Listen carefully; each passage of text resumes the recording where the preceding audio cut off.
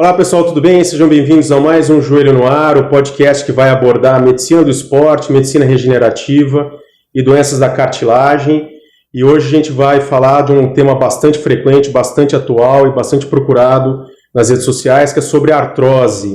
E o meu convidado de hoje é o colega ortopedista, Dr. Davi Guzmão, especialista em cirurgia do quadril, e a gente vai falar de artrose em geral. Seja bem-vindo, Davi. Maravilha, Leonardo. Muito obrigado pelo convite. E é um tema que vai afetar provavelmente todo mundo em algum momento, né? Então, eu acho que é extremamente interessante trazer esse tema aqui.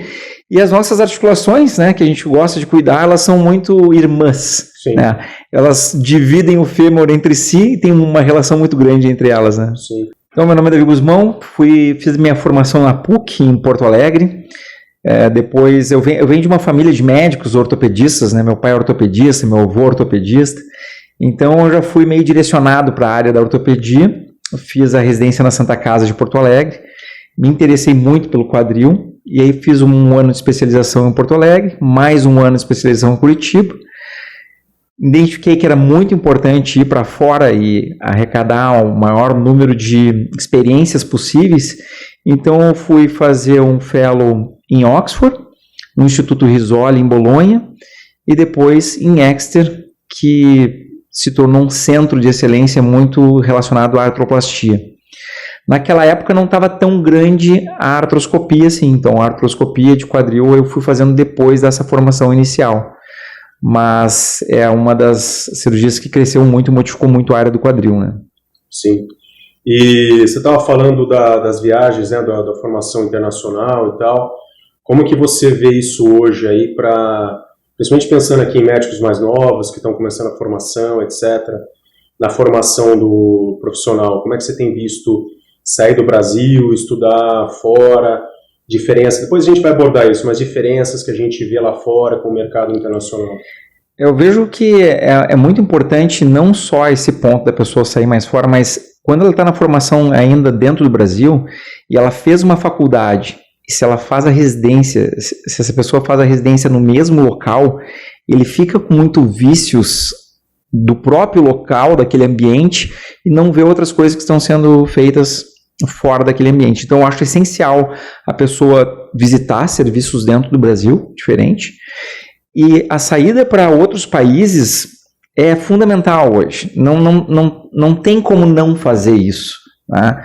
Abre muitos horizontes em relação à maneira de fazer determinados tratamentos, a maneira de tu fazer técnicas cirúrgicas diferentes, novas, sem falar do contato que tu desenvolve com uma comunidade internacional que tu leva para a vida inteira.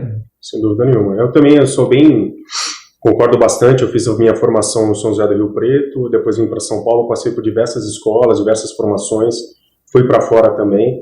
Concordo plenamente. A gente vê que um dos grandes problemas que a gente tem hoje no nosso mercado, apesar de eu considerar a medicina brasileira uma das melhores do mundo, a gente tem um problema hoje de a pessoa não saber uma alternativa quando aquilo não está dando certo.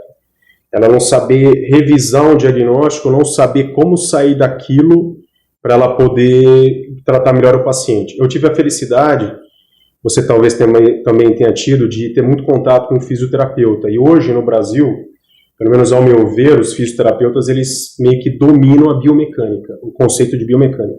Fisioterapeutas e alguns treinadores bons também.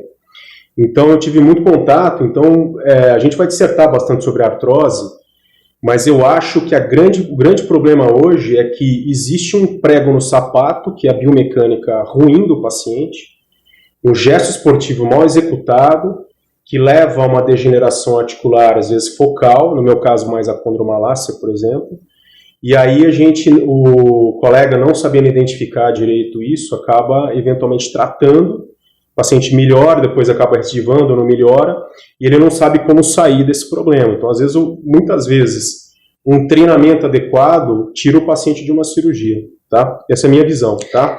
Concordo plenamente contigo, Leonardo, e eu noto assim que existe um gap de conhecimento entre o médico e, como tu disseste, o fisioterapeuta e o treinador físico de boa qualidade. E esse gap de conhecimento entre esses dois causa muita confusão, e pessoas que não precisariam fazer cirurgia acabam, às vezes, fazendo cirurgia por não ter tido uma orientação adequada. Sim. Então, eu acho que esse é um problema, um defeito na nossa formação como ortopedista, né, em conhecer pouco em relação à parte biomecânica de treinamento. Concordo 1000% contigo. Sim. Bom, vamos lá. Então, o nosso tema de hoje, a gente vai falar sobre a artrose. Vou primeiro passar a minha visão, porque a gente vive hoje uma panaceia, uma bagunça. Vou ser bem sincero, porque a ideia do podcast é a gente ser mais honesto possível e só evitar alguns termos chulos e ataques, etc. Poder ter uma conversa informal e mais transparente possível. Concordo 100%. Então, qual que é o problema hoje? Primeiro que a gente tem pacientes hoje, pessoas que antigamente só tinham informação na mesa do médico, ele está tendo informação no celular dele, buscando na Google, por exemplo. E ele tem acesso a exames. Quando eu me formei, você é da mesma época de formação, quando a gente se formou, a gente fez residência no mesmo ano, não tinha tanta ressonância magnética. Na minha época, em Rio Preto, tinha artrorressonância, não existia artrotomografia, não existia ressonância magnética. Então, hoje em dia tem a ressonância. Às vezes o médico está mais habituado a pedir ressonância do que a radiografia. Você sabe que às vezes para avaliar um quadril precisa mais de uma radiografia do que de uma ressonância. E aí o cara vai lá, ele pega o laudo e às vezes no laudo o colega radiologista ele coloca alterações que são degenerativas, são de envelhecimento. Ele pega aquilo como diagnóstico, às vezes o colega na correria ou às vezes por imperícia acaba dando um diagnóstico de artrose para o paciente. A gente tem uma panaceia muito grande. Então, você vê às vezes pessoas, eu tenho um diagnóstico de artrose, como a gente vai responder a pergunta no final. Posso correr, posso pedalar, etc. e tal. Então, às vezes, esse diagnóstico está um pouco equivocado, tá? De qualquer forma, eu estava vendo alguns dados aqui, segundo o Ministério da Saúde, são 15 milhões de pessoas no Brasil se tratando de artrose. Tem alguns dados da Organização Mundial da Saúde que pessoas acima de 60 anos, 44% a 70% já tem algum sinal de artrose. Quando a pessoa atinge 70 anos de idade, 85% já tem algum sinal ou sintoma de artrose, ou seja, de envelhecimento. E um dado importante, que eu sempre falo nas minhas lives, bato muito na tecla, artrose ligada a envelhecimento, só 10% das pessoas têm sintoma, e geralmente são as pessoas mais obesas, com mais sobrepeso e tal, que acabam desenvolvendo um pouquinho de sintoma. Então, primeiro ponto que eu queria discutir contigo é como você vê essa panaceia hoje de informações. Assim, chega para você, às vezes, deve chegar para você como chega para mim, né? Chega, às vezes, menina de menos de 30 anos, com diagnóstico prévio de artrose. Meu médico falou que eu tenho artrose. A primeira coisa que eu penso, se realmente tiver artrose, tem alguma doença reumática de fundo, alguma coisa errada. Examinava, ver o exame de imagem e fala, não, isso que tem aqui está compatível com o teu exame, com a tua faixa etária, eu não vi artrose aqui. Ou às vezes uma senhora chega para mim, tem artrose de joelho, artrose de quadril, você vai examinar, existe uma degeneração simétrica da cartilagem, e às vezes ela nem tem tanto sintoma, ela poderia estar fazendo alguma atividade física. Como é que você vê isso daí, Davi? O grande problema, eu vejo assim, um problema de linguagem e de comunicação, né? Então, se a gente entender assim a artrose como alguma alteração na parte condral, ela é um espectro, e é um espectro muito grande, e conforme a articulação, esse espectro é maior ainda. Então, não dá para o paciente encarar esse nome artrose como algo sim ou não. Não é como uma gravidez que tu não está mais ou menos grávida, né? Tu tem algumas lesões que às vezes são lesões focais, são lesões pequenas, são lesões às vezes que tu tem uma diminuição de cartilagem que tu só consegue detectar porque tu tem a ressonância, como tu disseste, e sem falar nas lesões degenerativas intrasubstanciais que a gente vê tanto no menisco quanto no labro, e que às vezes aquilo faz com que o paciente entre num espiral e ele começa a ficar enlouquecido. Não, mas aquele meu labro está degenerado, ou tem uma fissura no labro, eu tenho que costurar ele. E não é assim. Sim. Se a gente faz uma ressonância nas pessoas acima de 40 anos de idade, tem 50% de lesões de labro. Sim. Então, como tu disse, tem que ter uma junção do exame complementar, como o próprio nome diz, à parte clínica. Senão, uma série de pessoas vão estar sendo operadas de forma desnecessária e muitas vezes o sintoma que a pessoa está apresentando nem é daquela lesão degenerativa que apareceu no exame. Sim. No quadril isso é impressionante. porque a gente tem uma relação muito próxima com a coluna lombar e às vezes o paciente enlouquece que tem uma lesão de labro e quando vê é uma síndrome radicular de L5, L4, que dá uma dor lateral, mas não é especificamente uma dor interarticular. Então, assim, um exame de qualidade, como a ressonância ele é uma bênção e uma maldição. Porque se tu tem um acesso muito fácil a ele, e para qualquer motivo, tu começa a achar alterações anatômicas que não quer dizer que sejam problemas. Deve acontecer contigo isso, né? O paciente chega assim, doutor, eu quero fazer uma ressonância do corpo todo. Tu vai achar problemas e tu entra às vezes numa espiral investigativa e que tu tá exposto a mais risco do que benefício. Ou da articulação contralateral, né? Às vezes ele tem um problema no menisco, né? Geralmente envelhecimento de menisco, e ele quer fazer do outro joelho. Ele fala, eu vou fazer, mas eu vou escrever num papel o que vai aparecer no seu laudo, e você vai achar que eu sou bruxo. Ou tenho bola de cristal, né? Porque vai aparecer alteração degenerativa, porque o que eu estou vendo aqui na tua imagem é alteração degenerativa, né? Agora, uma coisa que é importante, que eu sempre bato muito na tecla, como a sua formação também é muito boa, e aqui é um recado principalmente para o pessoal da área da saúde, exame físico é imperativo, né?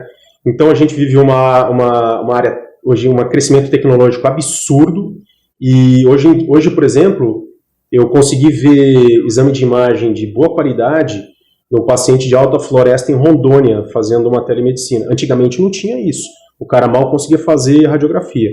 Então você tem muita tecnologia crescendo e, infelizmente, né, devido à formação, eu já trabalhei em meio acadêmico, então eu posso falar com propriedade. Existe uma tendência do médico não botar mais tanta mão no paciente. Eu sou bem old school com relação a isso. Eu acho que a primeira coisa que o médico tem que fazer, até por aumentar a relação médico-paciente, humanizar mais, é botar a mão no paciente, tem que examinar. O exame físico é imperativo. O exame de imagem, a gente tem duas fases. Primeiro, a gente vê o exame que pediu e tem que saber o porquê que está pedindo. E segundo, reexaminar o paciente se você achar alguma coisa diferente lá. Alguma incongruência, porque a gente vai abordar o próximo tópico, que a gente vai entrar em artrose, né? Mas antes de falar de artrose, eu queria abordar sobre impacto femoroacetabular e doenças do quadril. Falando de quadril, eu acho a articulação do quadril a mais difícil que tem. Talvez pelo fato de ter feito o joelho, talvez eu acho o quadril um pouco mais difícil. Parece que é fácil, uma articulaçãozinha lá, soquetezinho e tal, mas não é. A descrição das doenças no quadril, no esporte, elas são relativamente novas, né? E a gente teve o marco, né, pelo menos na minha opinião, que foi o Guga.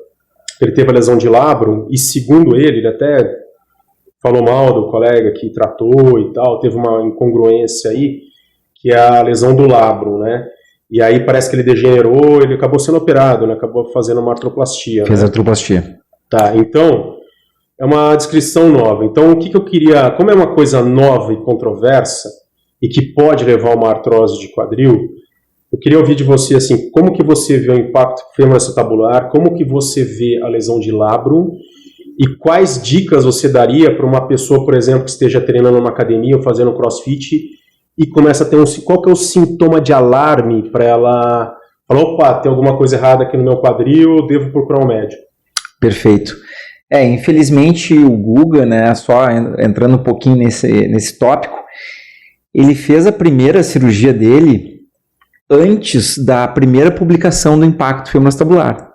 Então, o que aconteceu? A artroscopia de quadril na era moderna, ela começou a decolar no ano 2000, onde se recomeçou a fazer artroscopia com o uso de tração. E o Guga fez a primeira cirurgia, se não me engano, 2000 ou 2001, onde naquela época não tinha saído ainda a publicação suíça da descrição do impacto femoroacetabular. E tu sabe que no momento que sai uma publicação, ela não se torna verdade naquele momento. Até esse conhecimento ser dissipado e ser posto a contraprova, tem muito tempo ainda. E às vezes até é motivo de chacota, né? Muitas vezes é motivo de chacota. Só que como o impacto femoroacetabular ele veio de um berço muito forte, né? Ele veio de Berna, da Suíça, e o Reynold Gans, que já tinha publicado o tratamento, o melhor tratamento ainda até hoje, para a displasia acetabular, que foi a osteotomia periacetabular, né? Ele veio de um centro que não brinca, com as publicações, né? Sim. É aquela publicação que quando sai ela tem muito peso.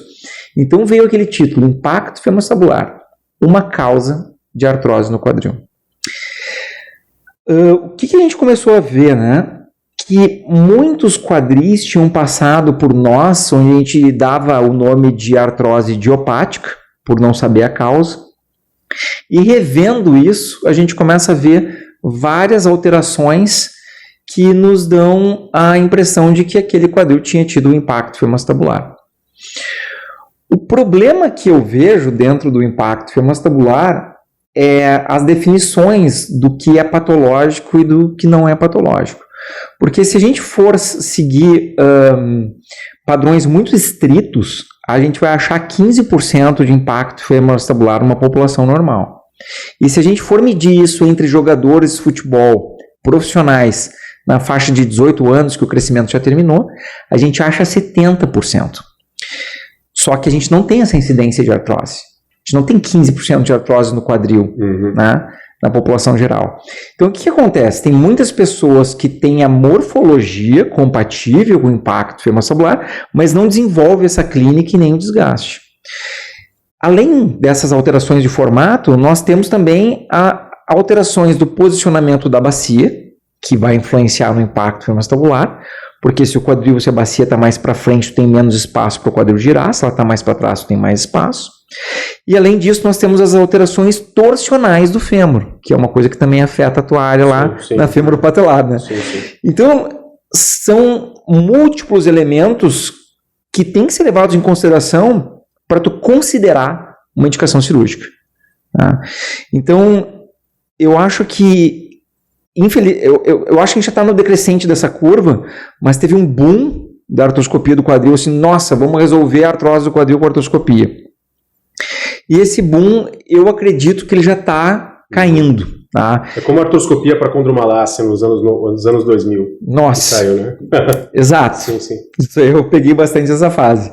Então, assim, o que acontece? Tu tem um ânimo exagerado, depois tu fica frente à realidade e vê que aquilo não estava se transformando numa melhora realmente. E o cirurgião também vai se tornando mais experiente com esse passado e vai estreitando mais numa indicação mais precisa. Como tu falou antes, a gente estava conversando, né? Poxa, tendo muito paciente que fez vídeo e não melhorou. Eu também tenho isso, de atender muito paciente que fez vídeo. E baseado nessa experiência, a gente tem que ser cada vez mais assertivo, que a vídeo de quadril, ela não é que nem a vídeo de joelho. Sim. Ela é muito diferente. Pô, tu tem uma lesão meniscal com indicação precisa, o paciente quase que sai jogando futebol do centro cirúrgico. Sim. No quadril, a gente está mais parecido com uma artroscopia de ombro. O paciente para voltar vai ser mais demorado, vai demorar aí talvez uns 6 meses. Né? Então ele é mais parecido, eu costumo comparar com o paciente, olha, a vídeo de quadril é mais parecido com alguém que operou um ligamento cruzado, e não com alguém que operou um menisco do joelho. Então é um tipo de cirurgia bem diferente, porque ele tem mais um comportamento como uma osteotomia. Sim. Que na verdade a melhor indicação é quando tu tem uma correção óssea para fazer, e é raro tu ter uma lesão labral isolada para tu tratar. Tá. Né? Só para a gente, como a gente usou alguns termos médicos, né, a gente está fazendo um podcast público leigo, só para orientar o pessoal, o termo impacto femoroacetabular seria como se fosse um pedaço da cabeça do fêmur que bate na borda do nosso quadril e que pode lesionar uma cartilagem que chama labrum, que aconteceu com o Guga.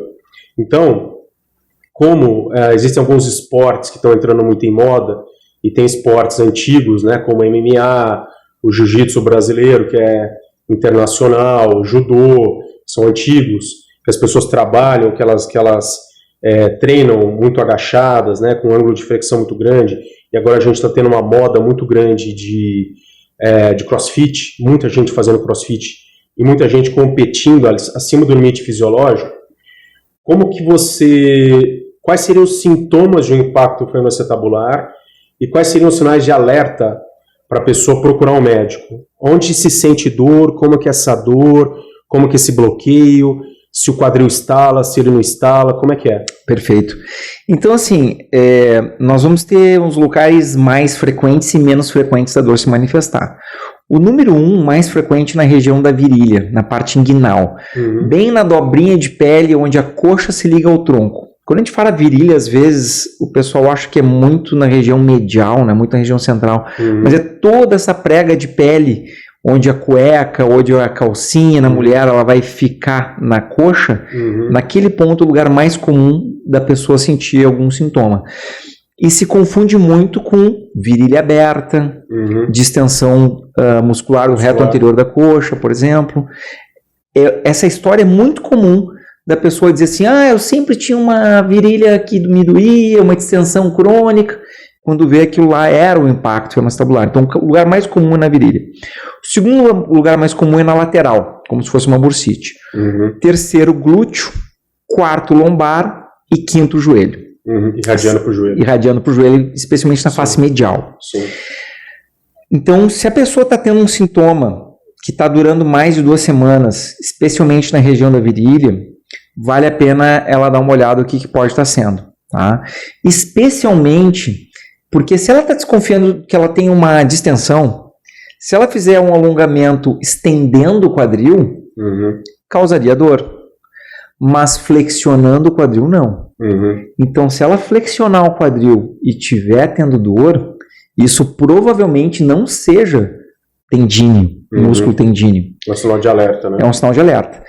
E eu acho que um sinal de alerta bem importante também é a pessoa ter uma noção da rotação do seu quadril. Que é uma coisa simples, não requer imagem, não requer raio-x, não requer nada. A pessoa deita, fica com a coxa em 90 graus em relação ao tronco e o educador físico faz um movimento lá de rotação interna, rotação externa do quadril. Se tiver um bloqueio na rotação interna, que ela tiver 0 graus, 10 graus, aí vale muito a pena fazer um exame radiológico. Isso foi demonstrado, inclusive, num trabalho suíço, demonstrando que tem uma validade científica que vale a pena expor a pessoa a um exame radiológico se ela tiver esse bloqueio. Especialmente quando a gente está falando de um adolescente lá, 17 anos, 18 anos, se ele tiver essa alteração, vale a pena se ver o que está acontecendo. Mas por motivo de aconselhamento, porque talvez ele nunca desenvolva nenhum problema, né? Mas talvez não seja uma pessoa tão boa para praticar num esporte que exige alta rotação de quadril em velocidade, centro de rotação baixa. Vamos usar o exemplo aí, futebol e um hockey, né? Um exemplo extremo. E é uma informação que a gente não sabe muito bem como lidar com ela, né? Tu vai proibir uma criança de fazer isso, tu vai impedir, tu vai mudar a carreira dela. Mas eu vejo o seguinte, a gente põe uma pequena etiquetinha naquele quadril como um quadril em risco potencial. E olha com mais carinho, com mais atenção e cuida mais da parte biomecânica do paciente também. Excelente.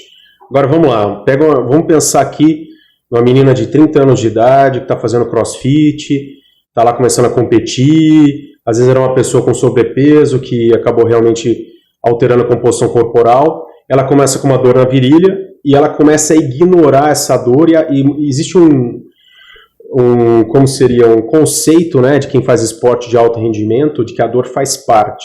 Aí a pessoa vai e essa dor começa a piorar.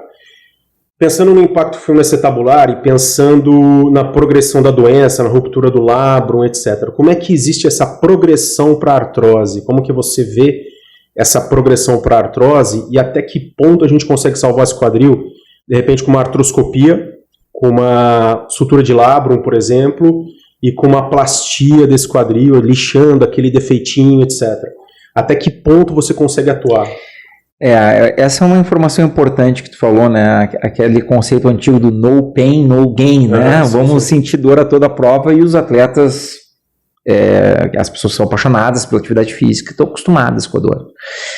O problema é que a dor do impacto femoroacetabular, normalmente ela começa com uma dor leve, que é descrita como desconforto. O paciente chega e diz assim, doutor, eu não tenho dor, eu tenho desconforto no quadril. Que nada mais é do que uma dor, uma intensidade mais leve, né? Então, se a pessoa começa a entrar de aguentar a dor e continuar a sua atividade física, na maior parte das vezes ela vai conseguir, inclusive. Né?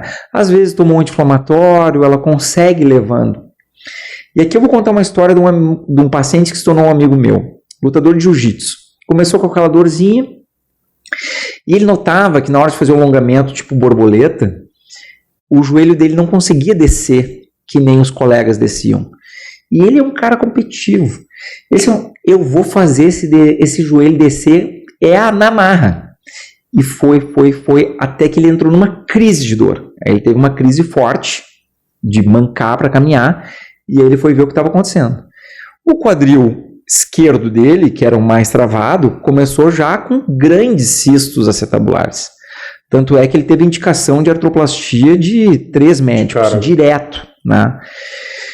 Conversei bastante com ele, né? Eu acho que alguns pacientes, conforme a idade, a gente tem que ultrapassar alguns limites, né? E propus para ele a gente tentar fazer a vídeo com algumas técnicas um pouquinho mais diferentes para tentar recuperar aquele cisto.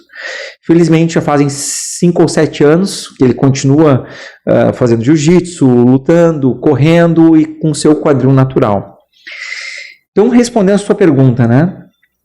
Quando a gente identifica o impacto femoroacetabular e alterações ósseas reacionais àquele impacto na localização esperada com sintoma condizente, é a melhor indicação da correção.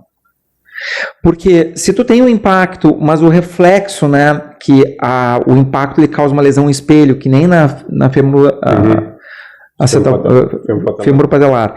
Se tu não tem aquela reação no espelho, se tu não tem aquela lesão no lugar que é esperado, pode ser que a dor não esteja vindo daquele ponto.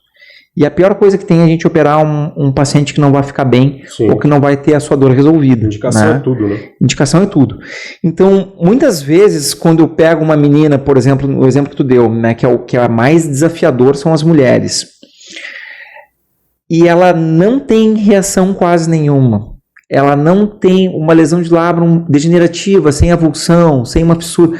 Eu acho muitas vezes melhor eu fazer uma aplicação para ela de ácido hialurônico, eu monitorar ela, eu observar se isso está tendo uma recidiva dos sintomas, do que indicar uma cirurgia direta. Teste diagnóstico, né? Perfeito. Eu faço muito teste diagnóstico aqui também. Perfeito. Agora entrando no tópico de artrose, né? Falando em artrose em geral, né? Falando de...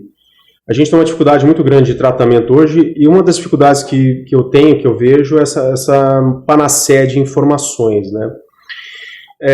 Aqui eu vou, como é um podcast, né, e você tem uma formação acadêmica forte também, e provavelmente alguns colegas médicos vão ouvir, eu gosto muito de, às vezes, fazer algumas coisas são off-label, porque a nossa ideia é tentar preservar o máximo possível a articulação. A gente vai falar de prótese de joelho e prótese de quadril daqui a pouco, mas quanto mais a gente puder preservar a articulação, é interessante, é importante.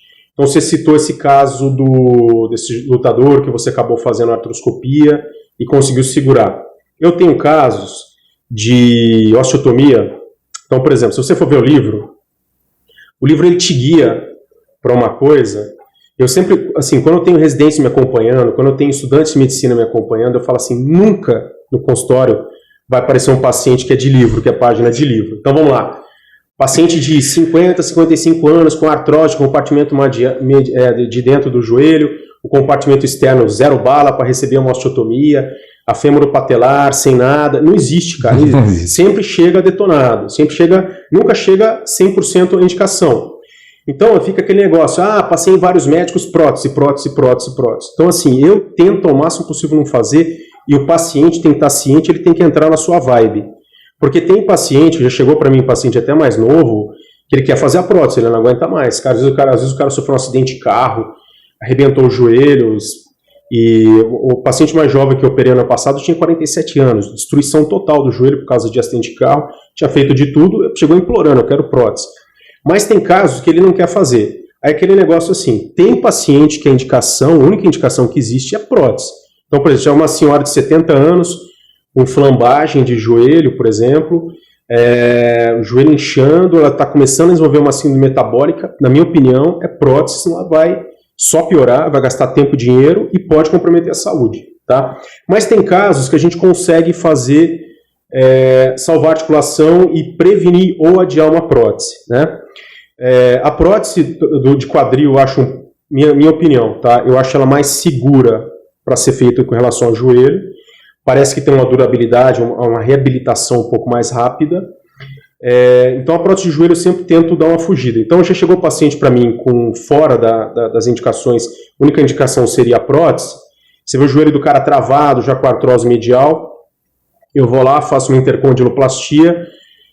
Eu aprendi com o pessoal do ombro a fazer artroscopia com escopia para tirar osteófito, e o resultado é excelente, ganho de amplitude de movimento. Passou 30, 40 dias, vai lá, faz uma osteotomia. Eu já publiquei a osteotomia no Instagram, e já veio um médico de fora, até de dentro do Brasil e de fora, me manda no inbox lá, você é louco, não tinha indicação, não sei o quê. Mas eu tenho casos de pacientes que postergaram 10, 15 anos uma prótese. Não são todos os casos. E também não quero ficar me vangloriando que eu sou o salvador da pátria, que não sou. Então eu queria a sua opinião assim, com relação à artroplastia de quadril, se você se aventura em fazer alguma coisa off-label, o que você faz e o que você vê assim com relação aos resultados que você tem tido dos seus pacientes. Na preservação, tu quis dizer. Preservação. Tá. A nossa maturidade dentro da especialidade vai nos ajudando a detectar isso, né, Leonardo? Então, assim, tu entendendo que o paciente tem a compreensão do que tu está tentando fazer, que é ajudar aquela articulação a durar mais tempo. E que se o paciente entende que talvez isso tenha algumas limitações, mas que no fundo vai ser melhor para ele manter a sua articulação natural durante mais tempo. Então, pô, tu tá junto comigo, tu tá do meu lado, aí tem algumas situações que a gente consegue prolongar uma articulação natural, né? Mas, por outro lado, tem aqueles pacientes, como tu disseste, que estão cansados de ter dor, estão no seu limite, e aí eles não toleram nenhum outro tipo de limitação. Então tem esse público diferente, assim. E nisso eu vejo que aquilo que a gente começou falando, né, tu examinar o paciente, tocar no paciente, conversar com ele, às vezes precisa de mais de uma consulta para ver se o alinhamento de expectativa está dentro da realidade. E nessa situação é uma situação ideal da gente tentar algum tratamento, digamos assim, off-label, né? Por exemplo, na artroscopia do quadril, se tu tem um cisto acetabular, ele não é uma contraindicação formal, mas ele já é não recomendável fazer. Eu tenho aula só de cistos, tá? Porque assim, não é justo. Às vezes no joelho deve acontecer isso aí também, certamente, mas é que o quadril, como ele é mais vedado, esses cistos se formam com uma facilidade de tamanho maior às vezes. Então às vezes tu tem uma espessura condral analisada, que é a espessura da cartilagem, analisada na ressonância, na tomo. Ele tem espessura, mas ele tem um cisto muito grande. Sim. Então assim, é um quadril que já está um processo degenerativo mais avançado. Mas muitas vezes a gente consegue melhorar o atrito que esse quadril está tendo, especialmente essa condição de translação que o impacto femoroacebular começa a gerar. Então, em vez do quadril ter um deslizamento suave, ele começa a ter movimento de translação, por isso que ele faz o cisto. E muitas vezes tu consegue tirar esse movimento de translação, ajudar com técnicas aí regenerativas para aquela cartilagem melhorar o máximo possível. E isso tu pode ganhar 5, 10 anos. Poxa, é um tempo para algum paciente que é muito jovem, na faixa de 20, na faixa de 30, que vale a pena. Isso que, dentro da minha área, né, assim, na parte do quadril, a gente tem uma artroplastia que funciona muito bem. A pessoa esquece que tem uma prótese artificial. Mas não é por isso que a gente vai queimar um tratamento antes que a gente pode ganhar, né? Um tempo precioso aí. Eu falo para todo paciente, a prótese ela tem que ser a última carta da manga. Quando a indicação é absolutamente a prótese, não tem que ficar perdendo tempo. E você tem que tirar os medos do paciente e preparar ele, e preparar a resiliência. E às vezes uma preservação articular é mais chato pós-operatório do que uma artroplastia. Isso, né? É outra coisa que o pessoal enlouquece, né? Agora, com relação a tratamento off-label, por coincidência, eu tenho 2 pacientes que são irmãos, eles são de Brusque, né, eles não são de São Paulo, são irmãos, ou seja, o DNA muito próximo, os 2 têm artrose de quadril bem avançada, os 2 quadris travados, e eu fiz um tratamento, não querem fazer prótese. Aí eu expliquei, né, não tem idade, eles são jovens, né, para prótese, 56, 57 anos. Eu expliquei para eles os prós e contras, levei para o centro cirúrgico, fiz a radiofrequência pulsada, depois a gente pode falar sobre isso. e fiz o aspirado de medula óssea, que eu faço dentro do protocolo de pesquisa que eu faço, de terminho tudo assinado, tudo direitinho, e fiz intra-articular. Até publiquei no Instagram, no dia lá, como é que faz a centrifugação, e fiz intra-articular. Cara, interessante. Um tá jogando bola, assim, você vê que a amplitude de movimento dele não melhorou tanta coisa, mas ele se sentiu super bem e tá super bem. E tem outro que não melhorou tanto, eu diria assim, melhorou uns 50%. Você vê conversando com ele que ele está um pouco desanimado e tal. Mas eu acho assim que quando você conversa com o paciente e ele... Porque uma coisa que é importante, até na formação médica, é que o médico ele não é detentor de toda a informação e é detentor de toda... O médico é detentor da informação técnica científica, tá? Entre ele e o paciente. Mas a articulação é do paciente. Então, você elucida o paciente e você toma uma decisão em conjunto. Vamos fazer uma prótese? Vamos. Prós e contras, assim, assado, nanã. Beleza? Beleza. Então, vou fazer a prótese no seu joelho. Está em dúvida? Então, espera. Vamos preservar? É assim, assim, assado, pós-operatório de uma osteotomia. É isso e isso, vai voltar a jogar bola tal tempo. Então, esses caras entraram nessa da gente fazer. E é engraçado que um ficou bom e outro mais ou menos.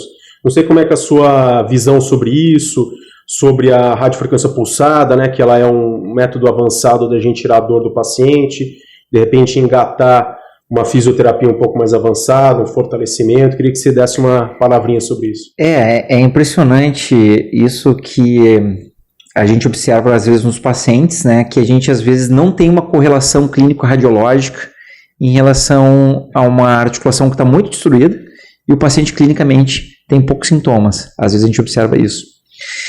E isso é muito interessante, que eu observo que nos atletas tem mais isso, né? Então tem pessoas que, felizmente, eu digo, podem ter uma artrose mais elevada e com menos sintomas. Então esses vão ser candidatos mais ideais, especialmente aqueles que não querem fazer uma artroplastia, a gente usar outras técnicas adjuvantes para tentar prolongar aquela articulação. Teve uma vez um jogador de futebol que eu operei, o quadril dele no pré-operatório é inacreditável.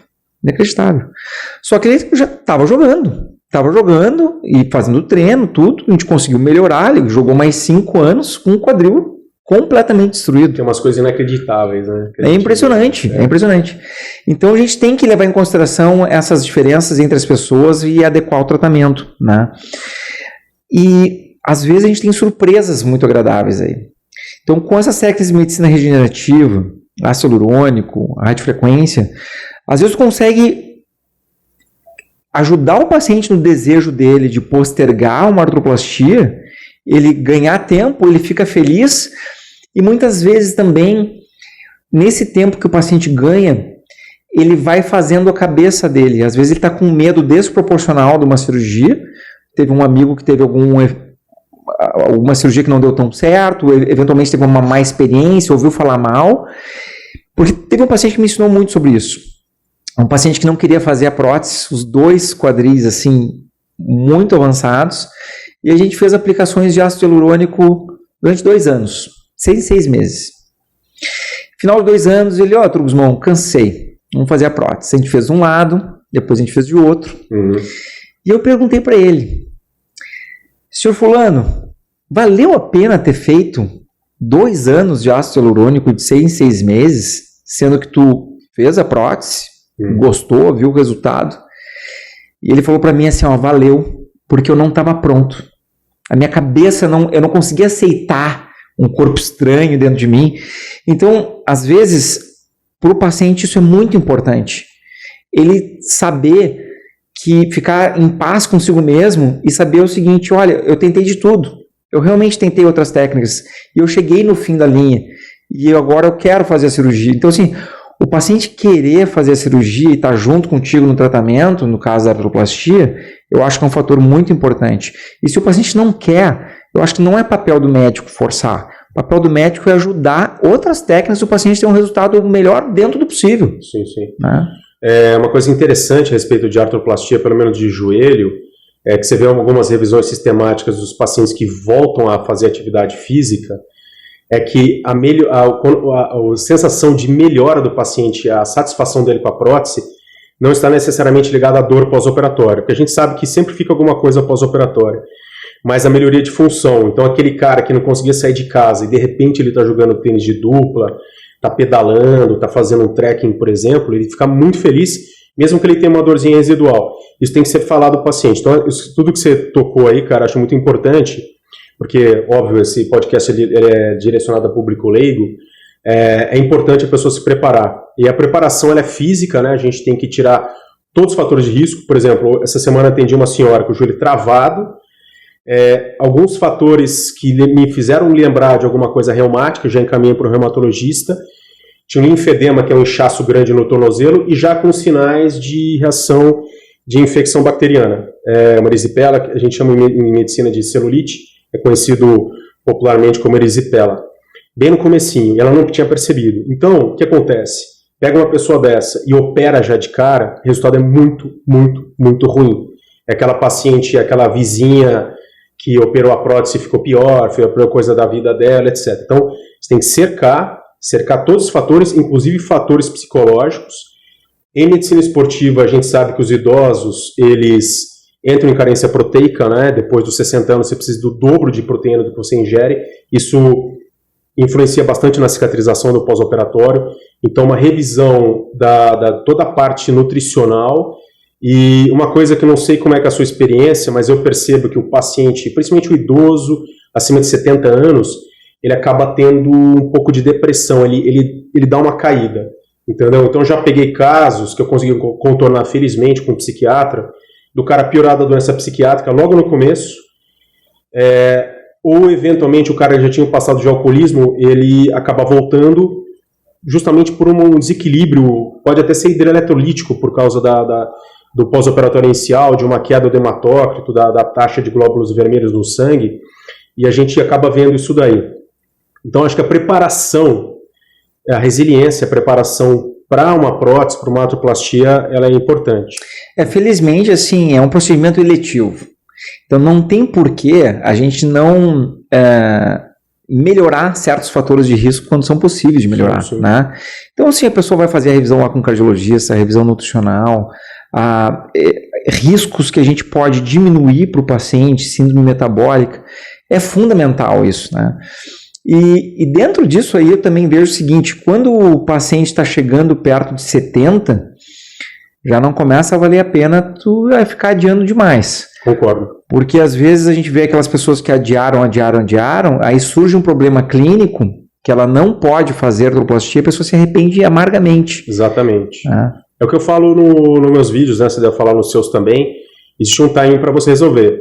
Então, por exemplo, você pega um cara de 50 anos com uma artrose bem erosiva, destruição articular, esse cara tem um tempo para você tentar alguma coisa, alguma alternativa. Uma artroscopia para tirar bico de papagaio, uma terapia com avançada de dor, viscosuplementação, que a gente conseguir infiltrar. Até depois a gente vai discutir algumas coisas de terapia celular e tal. Mas uma pessoa com 70 anos, que já tenha uma doença coronariana, e você posterga, ela pode ter um derrame, um infarto, por exemplo, que contraindica. E aí você vai fazer tratamento paliativo, e a longevidade da pessoa acaba sendo ruim, né? Acaba piorando. Agora, entrando em outro tópico também, né, já ligado em artrose, a tua visão sobre prescrição de atividade física para pessoas com artrose antes e depois da artroplastia. Como é que você vê isso? Olha, se as pessoas pudessem fazer atividade física antes, sempre, pudessem não, fizessem, né? Porque na minha opinião elas deveriam fazer. Porque o resultado melhora muito. Mesmo aquela pessoa que tenha um bloqueio articular, o quadril está anquilosado, o maior extremo, o quadril não movimenta nada, isso é o máximo extremo. A pessoa simplesmente está contraindo as fibras musculares para fazer os movimentos de ativação muscular dos músculos essenciais, né? Que eu diria assim, no caso do quadril, o glúteo médio, vai junto com o mínimo, tensor da fascia lata, quadríceps, glúteo máximo. E esses grupos musculares, depois que o quadril dela estiver solto, ele vai começar a ser muito requisitado. E se ele, pelo menos na parte neuronal de recrutamento de fibras, puder melhorar isso, é um outro pós-operatório. Tá? Então eu vejo que se a pessoa pudesse pelo menos 3 meses ela conseguir preparar a musculatura, seria ideal. Mesmo que ela tenha muita dor, ela possa fazer exercícios isométricos, por exemplo, né? Então, não existe situação que ela não possa fazer algo para melhorar. Né? A gente tem um problema aí. Primeiro problema é a cinesiofobia, que é o medo do movimento. Então, quem tem diagnóstico de artrose, e às vezes a dor da pessoa nem é por isso, às vezes a pessoa não tem nada, uma artrose senil ou o diagnóstico errado, ela tem medo do movimento, ela fica em casa. A gente sabe que ficando em casa, tem um trabalho publicado em 2014, que eu coloco muito em aula, das enzimas inflamatórias da artrose e das enzimas anti-inflamatórias. O movimento libera enzima anti-inflamatória. Então, o melhor anti-inflamatório é a atividade física moderada. Então, primeira coisa é a pessoa ficar em casa e não se movimentar. Segunda coisa que cabe a mim falar, que eu sou formado em medicina esportiva, sou ainda um dos diretores da Sociedade Paulista de Medicina do Esporte, é que o médico, nós médicos, pela formação, a gente não entende de esporte. Só vai entender de esporte quem faz pós-graduação ou faz medicina do esporte, né? E aí alguns conceitos de fisiologia acabam se confundindo com treinadores, mas não vou entrar nesse mérito, porque as especialidades não têm que brigar, elas têm que se somar. E o médico, ele proíbe a pessoa de fazer determinada atividade física. Então, a minha área, tem uma artrosezinha de joelho, tem uma condromalácia, você está proibido de correr, você está proibido de fazer atividade física. E falando de corrida, existe um trabalho publicado em 2013, que eles compararam uma população de pessoas da mesma faixa etária que corriam um determinado volume e outra população da mesma faixa etária que eram sedentários. Quem foi sedentário degradou mais cartilagem. Então existe uma ignorância da nossa área, dos colegas, né, que às vezes até o cara é cardiologista, ele não entende de alteração do coração, da morfologia do coração do atleta. Eu já vi muito anestesista ir anestesiar um maratonista e ficar preocupado com a bradicardia, 40 BPM lá, o cara na mesa cirúrgica, o anestesista ficar desesperado. Então existe um problema aqui. Primeiro, o medo do paciente, segundo, o médico que proíbe, né? Então cabe a nós, pelo menos na minha área, a gente orientar, uma coisa que eu sempre falo no final da consulta. Primeira consulta, a gente vai tratar assim assado, tua artrose, vamos prevenir assim assado, vamos entrar com infiltração ou só fisioterapia, etc. E no final, para mim é muito importante lembrar, você tem que se manter ativo. Como? Uma voltinha no quarteirão, pedalar, natação, musculação assim assado, etc. Para a tua área, quadril, o que você costuma permitir em geral e o que você pede para o pessoal evitar? No caso do quadril, bom, só antes de você falar, comentando uma coisinha, quanta gente piorou da artrose na pandemia? A maioria, cara. Por quê? A pessoa era ativa, sim, teve que ficar em casa sim, e piorou. Agora chegou a segunda pandemia pra gente, né? A pandemia óssea. Então, assim, um exemplo ratificando o que tu falou. Sim. O outro exemplo, quanta gente diz o seguinte, que tem dor, mas quando aquece um pouco lá no futebol, no tênis, aquece, a dor passa. E quando o corpo esfria, ela volta. Exatamente isso. O movimento ali está ajudando na lubrificação da articulação e em todas as enzimas que ajudam a proteger. Na parte do quadril, o que é muito amigo do quadril costuma ser terrenos planos. Tá? Então, assim, se a pessoa tem uma alteraçãozinha no quadril de artrose, se ela caminhar na beira da praia, vai ser um problema. Especialmente na areia fofa, ou aquela praia que é mais inclinada, que daí vai sobrecarregar ou na ida ou na volta, o lado do quadril. E a outra coisa que é subidas e descidas, os aclives também, e a escada também tende a incomodar mais o quadril. Bicicleta é excelente para o quadril. Mesmo que tenha um grau de flexão maior, a bicicleta é muito boa. Claro que se a bicicleta for com os pés não clipados e puder ter um pouquinho de abdução no quadril, é melhor ainda, né? E o ajuste do banco sendo um pouquinho mais alto do que o usual. Tu vai perder um pouco de eficiência na pedalada, mas o banco sendo mais alto, que a pessoa continue alcançando o pé no chão, vai ter um pouco menos de flexão no quadril e menos sintomático. Então, a bicicleta é tolerável, às vezes em casos de artrose muito avançada. Às vezes o que impede a bicicleta é a femoropatelar. Se o paciente tem alguns sintomas, às vezes ele começa a reclamar um pouquinho. Claro que a parte de natação, né, exercícios funcionais, o pilates, cuidando com extremos de amplitude de movimento, porque às vezes pode começar a incomodar um pouquinho o quadril, e curiosamente, alguns alongamentos vale a pena tirar do quadril. Alongamento de flexão pura da coxa em relação ao tronco, às vezes vale a pena tirar, ou a flexão da coxa em relação ao tronco com a adução. Isso aí, conforme o tipo da artrose, se ela veio proveniente do impacto femorotabular, isso pode acelerar a piora do quadril. Então, vale mais a pena ele alongar mais a extensão, né, alongar mais os flexores e cuidar esse alongamento que é muito popular. E às vezes a pessoa pode estar achando que está ajudando, mas ela começa a provocar justamente aquele contato anormal e machucar mais a cartilagem naquele ponto. Sim. E aquele paciente que chega para você e fala assim, o meu personal trainer quer saber o que pode fazer, o que não pode fazer, às vezes está fazendo musculação, que é muito popular, né? Como é que é a sua relação com o profissional da educação física? Eu tento passar para a paciente algumas dos músculos mais importantes para ela trabalhar, para a articulação do quadril, e tentar colocar algumas limitações em termos de ângulos em relação ao quadril conforme o exame físico. Tá? Claro que essa comunicação através da escrita às vezes não é tão precisa. Né? Concordo. Quando acontece isso, que é um paciente que precisa de uma orientação mais adequada, muitas vezes o que eu faço? Eu peço para o paciente passar por uma avaliação da minha equipe de fisioterapeutas, que atendem muitos pacientes pós-operatório.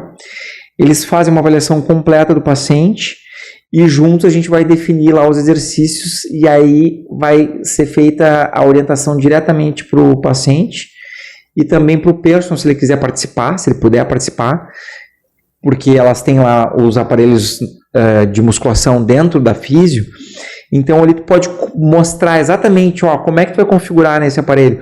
Ou tu vai fazer um agachamento com o peso na frente, porque daí o quadril fica mais estendido do que com o peso atrás. Uhum. Então mudanças dentro do treinamento usual da musculação, algumas mudanças simples podem fazer com que o paciente permaneça conseguir fazer um agachamento. Tá? Então assim, entre o pessoal do quadril, assim, não, leg press é um veneno. Pô, calma aí. Depende da máquina do leg press. Se é aquela máquina antiga que tu tem que entrar encolhido dentro dela e partir com um quadril fletido, eu concordo que essa máquina não é uma boa ideia. Sim. Agora, aquela máquina que te permite regular, tu entrar com ela com o quadril estendido e poder ver o quanto que tu vai descer, é outra maneira de fazer. O problema aí também, né? A pessoa que treina sozinha, que é a grande maioria, né? O exercício mal executado, eu já vi pessoas filmarem o leg press. Tem um condromalácia, posso fazer leg press, eu sinto dor, assim, assado. Então filma. Aí você vê que a pessoa, ela tá fazendo e no final ela começa a fadigar o glúteo médio e começa a rodar o joelho para dentro e a gente começa a aumentar o risco de lesão femoropatelar ou de menisco. Então, às vezes, um profissional que saiba ver bem o movimento, às vezes é mais importante do que o movimento, o exercício em si, né, o contato. Agora aqui, fazendo um gancho que você estava falando, aqui na clínica, eu faço a mesma coisa, eu tenho equipe de fisioterapia que faz avaliação, mas eu faço uma coisa que, pelo menos para mim, assim, nunca tinha visto em nenhum lugar, que é o pessoal da físio, junto da educação física, eles fazem o que eu batizei como transição ao esporte. Então eles pegam o paciente, já tem 80%, 90% de melhoria de sintomas, eles recebem o meu diagnóstico, é importante, a gente tem um grupinho de WhatsApp, a gente discute os pacientes, e aí o personal, ele faz a avaliação biomecânica, ele faz o teste funcional, e a gente entra junto na periodização para retornar para o esporte, que é um conceito que pouca gente conhece, que é você se preparar para o esporte, que é você fazer, de repente, por exemplo, o cara quer fazer corrida de rua, ele tem que fazer musculação, ele tem que se preparar para a corrida de rua. Quer jogar futebol, tem que se preparar para aquilo. E às vezes o cara está parado, ele não pode voltar de uma hora para outra. Ele tem que ir indo devagar, ele tem que... Por exemplo, hoje de manhã cedo, por telemedicina, atendi eu considero como atleta, né, um cara da Polícia Civil lá do Rio de Janeiro, alto escalão, muito, muito ativo, assim como eu tenho vários pacientes do GOI aqui em São Paulo, os caras são extremamente ativos, são atletas, e o cara ficou parado por causa de uma cirurgia não ortopédica, ele voltou e começou a fazer agachamento, tentando voltar o máximo possível para o esporte, ele acabou se machucando. Aí na ressonância ele acabou machucando a tróclea femoral, desenvolveu uma condropatia de tróclea.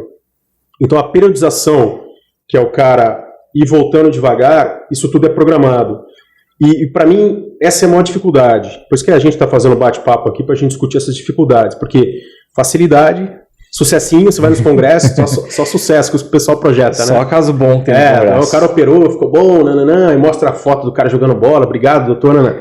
Mas a dificuldade para mim, primeiro contato horizontal com o treinador, com o profissional de educação física. Primeiro, porque o profissional, por mais que seja estudado, ele não tem controle total da lesão. E segundo, porque nós médicos, nós não somos treinadores, então a gente não tem a experiência da periodização de treinamento. Então, eu fiz isso. Eles emitem o relatório e deixo como você faz. Eu deixo aberto para o treinador vir, acompanhar e receber o relatório, e tem tido um certo sucesso. E às vezes o cara volta a ter um pouquinho de sintoma, volta um pouquinho para físio, ele faz uma fisioterapia uma vez por semana, uma vez a cada 15 dias, ele vai progredindo no processo de transição. Né? Antigamente eu via isso, né? Um gap muito grande entre a pessoa sair da físio e voltar a treinar. Então, esse gap a gente tem que tentar fechar ele, né? Sim. O físio avançar mais, o treinador entrar mais no campo da físio para ter justamente essa transição mais suave. Sim. Só que, infelizmente, são poucos lugares que têm a oportunidade de ter esse contato, né? Eu acho que está cada vez mais tendo essa consciência dessa necessidade e também eu admiro as pessoas que não têm o ego tão inflado, que vão lá ver humildemente, digamos assim, os dois lados, né, tanto da parte do físio quanto do treinador, para somar isso aqui e não ficar aquela picuinha entre áreas que às vezes acontece, né? Na nossa área acontece muito isso, infelizmente. Eu acho assim, amanhã eu vou fazer um podcast só para médico, e uma das coisas que eu falo, principalmente para a molecada que está se formando, porque cara mais velho não adianta querer mudar, que o cara não vai mudar.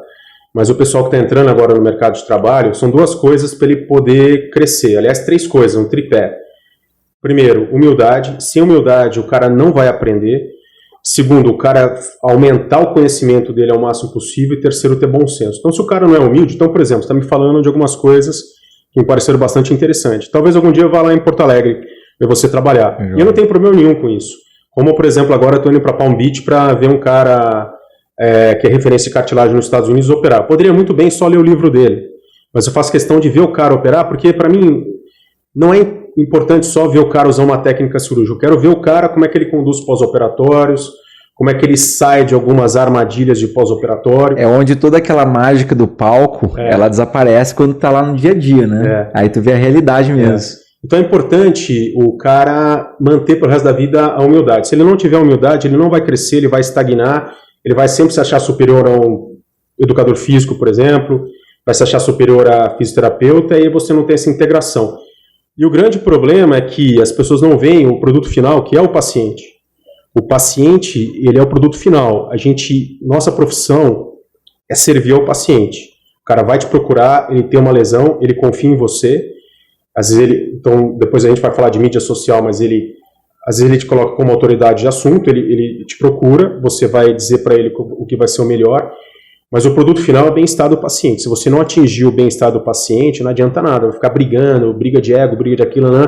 Então é muito comum eu pedir para o fisioterapeuta, por exemplo, hoje eu peguei um jogador do São Bernardo que eu operei uma luxação recidivante de patela, ele está reabilitando, eles vão ver uma tendinite de quadríceps. E o que eu acho? Houve algum exagero aí, o tendão sobrecarregou. E aí eu estou entrando em contato com o fisioterapeuta para rever todo o protocolo, tudo direitinho, vamos tentar isso, vamos tentar aquilo. Aí eu ligo para outros fisioterapeutas, o que você acha? Faz uma eletroestimulação assim assado, faz um fortalecimento sob isquemia. Você tem que pescar na praia dos outros, entendeu? Senão não adianta, você não vai conseguir. Porque é o que eu falo para todo estudante de medicina. Saber operar, você treinar um resus, ele reconstrói um ligamento cruzado anterior, entendeu? Mas o resus não vai saber indicar entre um cara de 20 anos e uma senhorinha de 80 anos com uma lesão degenerativa de cruzado. Então, nossa formação é cirurgia, nós somos cirurgiões. Mas a gente é maestro de uma ópera, então tem que saber a hora de você acionar o violino, a hora de você acionar o bumbo, entendeu? Essa é a minha visão. Não, perfeito.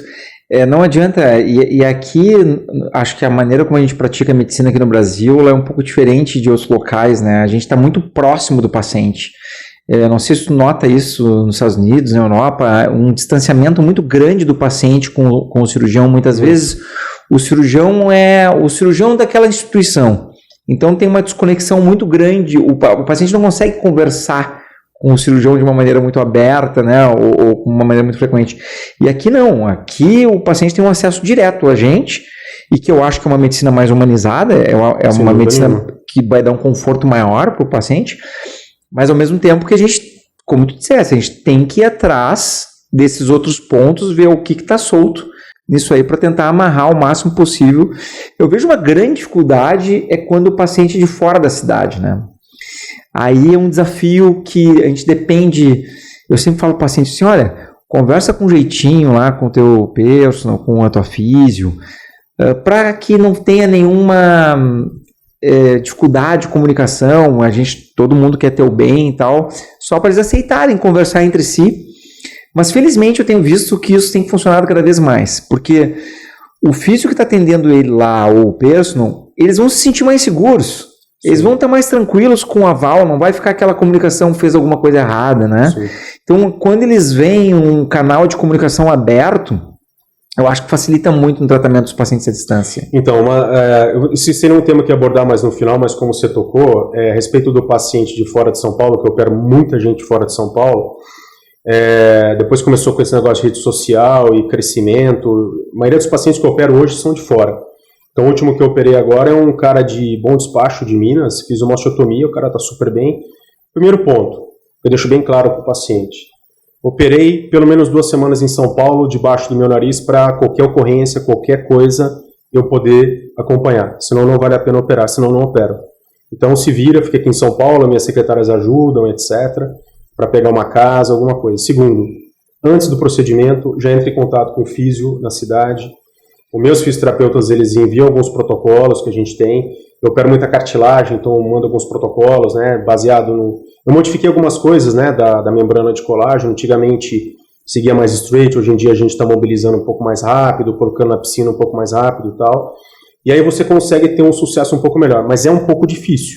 Até porque para você avaliar um pós-operatório por telemedicina é complicado, é diferente você botar a mão, você vê onde está o ponto de dor, ver o trofismo muscular, ver a biomecânica do paciente, mas essa é uma realidade. Então, antes das redes sociais, antigamente, o cara que morava em Recife, ele procurava o médico de Recife, às vezes por páginas amarelas, ou às vezes por indicação, de boca a boca, o professor doutor e tal. Hoje em dia, o cara te conhece como autoridade do assunto. O cara mora aqui em São Paulo, Davi Guzmão, autoridade de assunto em quadril, um dos melhores do Brasil. Eu vou lá para Porto Alegre para ele me examinar, para ele ver o que está acontecendo e tal, porque eu confio nele. E é uma realidade. Então esse turismo médico, ele virou uma realidade, é uma coisa que eu tenho aprendido com isso, porque quando eu só operava paciente de São Paulo, era uma coisa, uma rotina, voltou, Agora eu estou aprendendo com isso. Eu estou saindo das armadilhas, porque eu tive muita armadilha. Eu tive um paciente que eu operei, voltou para a cidade de origem, joelho inchou, fica desesperado, entendeu? E aí, às vezes, o colega vai atender ele, não dá uma atenção devida, num pronto-socorro, numa correria. Fica chateado que ele saiu da cidade para fazer a cirurgia, né? Exatamente. E aí, eu tenho aprendido com isso e é uma coisa muito interessante. A medicina, ela está mudando muito, cara. A própria telemedicina que eu deixei como um dos últimos tópicos, ela aumentou meu volume cirúrgico em 30%, 40%, deve ter aumentado o seu também. E o que é interessante é que o paciente, que ele se sentia preso na cidade de origem, hoje ele tem um contato contigo, ele faz um olho a olho, mesmo que seja via Zoom ou Skype, e ele se sente mais acolhido, às vezes ele se sente confortável com aquilo, apesar da gente não estar botando a mão, mas tem que ficar bem claro que, pela ética médica, a gente só vai fechar um procedimento cirúrgico. Ele vindo para São Paulo ou para Porto Alegre, na véspera do procedimento, e você examinando e fechando o ciclo, né? Até porque a telemedicina ela é muito controversa, é uma coisa nova, a legislação ela é dúbia, então eu falo para o paciente, 99% de chance de você melhorar com tal cirurgia, mas vai vir para cá para eu te examinar na véspera, receber a carta de internação, aí sim eu te opero. Se tiver qualquer dúvida, eu não te opero. Assim que eu levo, tá? E fazendo um ganchinho sobre a medicina internacional, nós brasileiros, a gente tem esse jeito assim, é americano, é europeu, é maravilhoso, né? assim, tudo que é vinho de fora é maravilhoso, muito paciente pergunta, prótese importada, nanã e tal. A gente fica com esse negócio, a formação médica é melhor, e tal. E eu, quando eu comecei a sair do Brasil, você também começou a sair do Brasil muito cedo para estudar, e eu fiquei em 2007 no Barcelona. Inclusive é um estágio bem interessante, porque existe um negócio lá em Barcelona que é chamado de mútua futebolística. Eles pegam, é uma entidade que recebe um dinheiro de todos os clubes de futebol, primeira, segunda, terceira divisão, masculino e feminino. Eles têm um ambulatório e um centro cirúrgico só jogador de futebol. Eles são vinculados ao Espanhol, que é um time de Barcelona, e outros times da Catalunha, e ao Barcelona. Então eu tive a oportunidade de acompanhar o Barcelona em 2007. Na época tinha o Eto'o, entrei na cirurgia do Eto'o, o Ronaldinho estava lá, o Messi era banco, era reserva, e aí eu fiquei com os caras lá há bastante tempo. Uma coisa que me chamou muita atenção, o médico espanhol, ele opera, ele não segue o paciente, cara. Olá pessoal, tudo bem? A gente está finalizando aqui a primeira parte do podcast falando sobre a artrose com o Dr. Davi Guzmão. Na semana que vem a gente vai falar da experiência fora do Brasil, da ozonioterapia, do uso de células-tronco, o que é permitido, o que não é permitido aqui no Brasil, a viscosuplementação de quadril, como eu faço, como o Davi faz, os tratamentos alternativos, suplementos para artrose, a visão do Davi, a minha visão sobre isso. E se você tem alguma dúvida, alguma pergunta, fica à vontade para dissertar aqui embaixo. O link eu vou deixar logo aqui embaixo também aqui na descrição. Então a gente se vê na segunda parte do podcast. Muito obrigado a todos. Não se esqueça de se inscrever aqui no meu canal.